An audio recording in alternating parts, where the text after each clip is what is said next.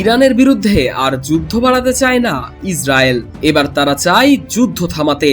ইরানের পারমাণবিক কেন্দ্রে যুক্তরাষ্ট্রের হামলার পর তেহরানের সঙ্গে সমঝোতায় আসতে চায় নেতানিয়াহু সরকার।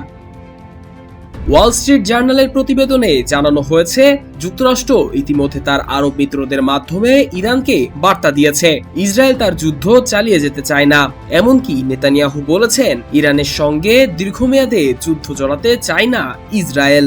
দেশটির জনপ্রিয় সংবাদ মাধ্যম চ্যানেল 12 এর প্রতিবেদনে বলা হয়, অপারেশন রাইজিং লায়ন অভিযানে ইরান অনেকটাই ক্ষতিগ্রস্ত হয়েছে। তেহরানে ব্যালিস্টিক ক্ষেপণাস্ত্র ও পারমাণবিক স্থাপনার বড় অংশ ধ্বংস করা গেছে বলে দাবি তাদের। তবে ইরান এখনই থামতে নারাজ। আয়াতুল্লাহ আলী খামেনি স্পষ্ট বার্তায় জানিয়েছেন, যুক্তরাষ্ট্রের হামলায় জবাব না দিয়ে তারা যুদ্ধ থামাবে না।